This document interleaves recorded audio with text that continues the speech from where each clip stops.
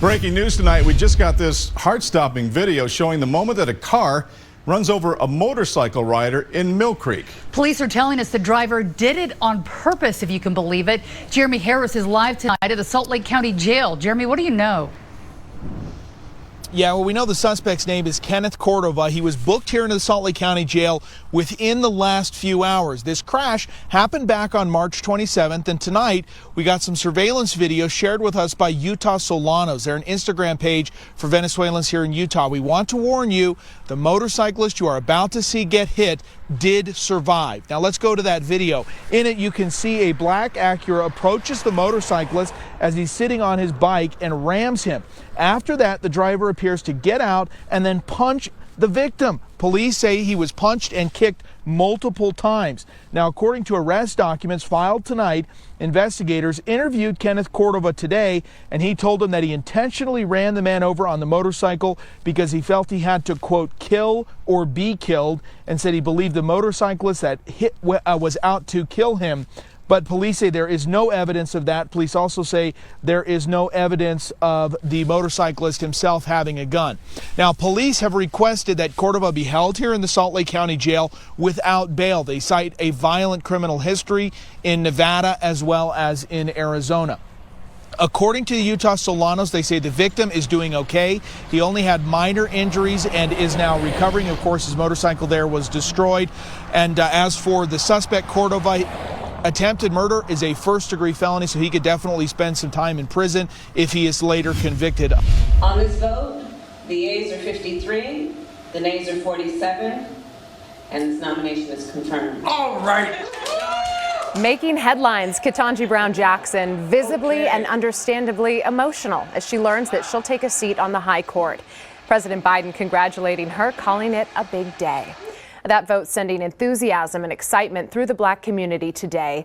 Local historians calling this a momentous occasion. News 4 San Antonio's Matt Roy joining us with the significance of this move and the effect it may have on the next generation.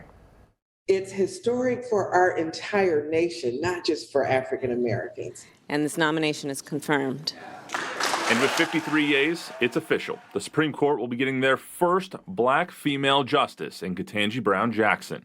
Historians say April 7th is a day that will be taught in history classes for years to come. I do think that this will be a day that we'll look back at because it is a trendsetter in the same way that Justice Sotomayor was a trendsetter, in the same way that Justice Day O'Connor was a trendsetter, and as well as Thurgood Marshall. These are important steps that we make in our process of becoming a more equal America. History professor Carrie Lattimore says this opens up numerous possibilities. I think in San Antonio and all throughout America, people are going to be looking at this and saying that this is a possibility.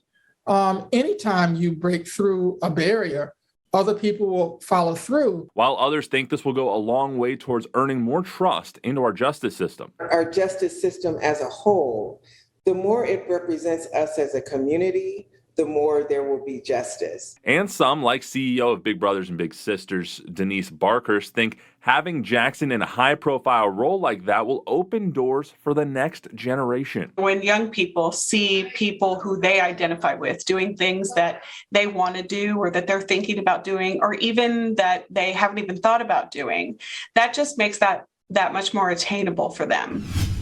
It's a Hill Country classic. Drinking Texas-made wine on a Friday afternoon. David Kogan says he loves seeing customers at his winery, Pedernales Cellars, especially as they're working overtime to keep their Texas wine stocked. We probably produced about 25 to 30% less. Before you run and panic buy, let us explain.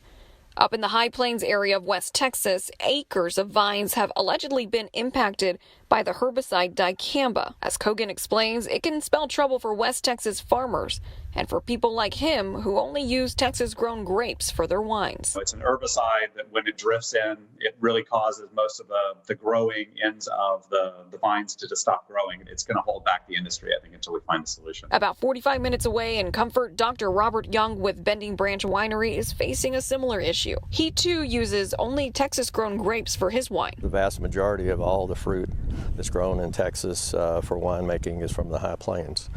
And last year, we processed about 400 tons of fruit. Not having as many grapes coming in also leads to a financial loss that follows the impact of the COVID pandemic. Because of the combination of those factors, the herbicide drift plus the weather, impact of the weather. So the economic impact of that in future sales is about $500,000 in revenues. He even has his own vineyard in the back, but it's just 1 acre. And you might be asking yourself, well, how much more does he need?